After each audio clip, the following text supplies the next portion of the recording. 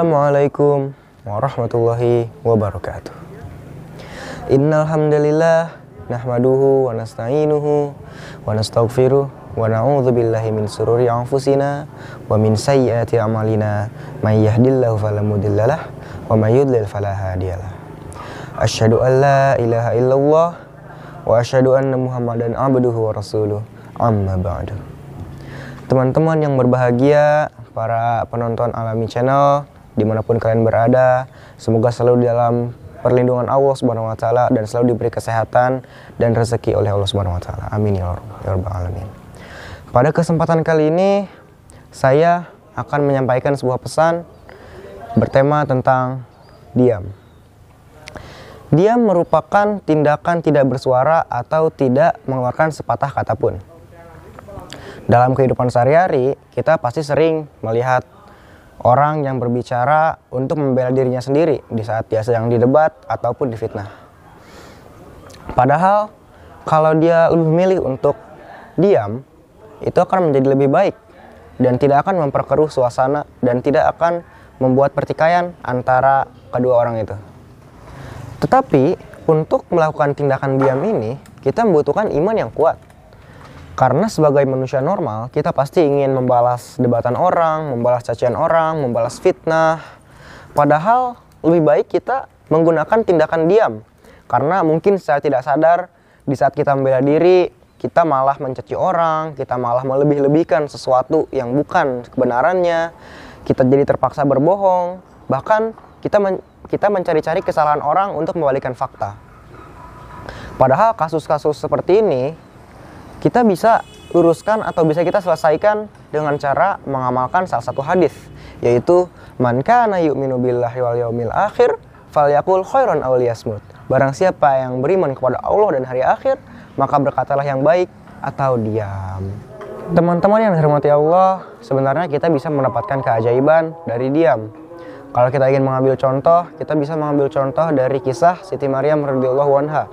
Ketika Maryam sedang menahan rasa sakitnya melahirkan, Maryam berkata di dalam hatinya, lebih baik saya mati sebelum kejadian ini dan saya dilupakan oleh semua manusia seakan-akan saya tidak pernah ada. Kenapa Maryam berkata demikian? Karena Maryam sudah membayangkan bagaimana malunya dia ketika harus membawa bayinya ke hadapan kaum Bani Israel, sedangkan dikala itu Maryam belum dalam kondisi belum menikah. Kemudian Maryam pun membawa bayinya ke depan gerbang Baitul Maqdis dan langsung dihadang oleh banyak sekali kaum Bani Israel dan dihujani oleh banyak sekali hujatan dan fitnahan atas kondisi Maryam yang membawa bayinya sedangkan dalam kondisi belum menikah. Kita sebagai manusia biasa bila berada di kondisi seperti itu, pastinya kita ingin berkata, ingin membela diri kita.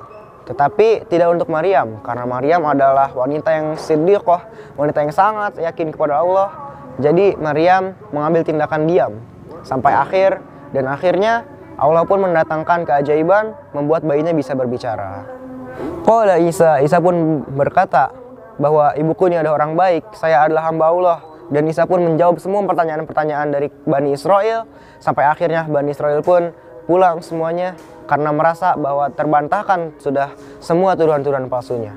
Lalu Maryam pun masuk ke Baitul Maqdis dan disambut mulia oleh beberapa orang yang tadinya Maryam dituduh sebagai pembawa sial, sekarang Maryam disebut-sebut sebagai pembawa keberkahan. Itu adalah kisah Maryam yang mendapatkan keajaiban dari diam. Kalau kita hubungkan diam ini dengan bulan suci Ramadan yang penuh berkah ini, kita bisa mengamalkan banyak sekali tindakan diam. Contohnya adalah diam untuk tidak melakukan hal yang kurang bermanfaat, diam untuk tidak berkata hal yang buruk, dan diam untuk tidak melakukan maksiat kepada Allah Subhanahu wa taala.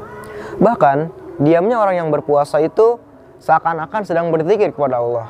Tetapi diam di sini bukan artinya dia membisu sepanjang hari, karena kita pasti susah untuk diam apalagi ketika kita diajak berbicara oleh keluarga ataupun teman. Diam di sini adalah ketika kita lebih memilih diam daripada menggunjingkan tetangga, mengumpat, ataupun membicarakan keburukan orang lain. Disitulah diam kita bisa dianggap sebagai orang yang bertasbih. Terakhir, saya kutip dari pesan Sayyidina Umar radhiyallahu anhu yaitu barang siapa yang banyak berbicara, maka dia akan banyak salah. Dan barang siapa yang banyak salah, maka dia akan banyak dosa. Dan siapa yang banyak dosa, maka neraka akan lebih baik baginya. Nauzubillahi min dzalik. Semoga kita dihindari dari perbuatan yang buruk. Semoga kita selalu dilindungi dan dihindari dari api neraka oleh Allah Subhanahu wa taala. Amin ya Allah ya rabbal alamin. Sekian dari saya, semoga bermanfaat. Wa qulu qouli hadza, astagfirullah li wa lakum. Wassalamualaikum warahmatullahi wabarakatuh. Selamat berbuka puasa.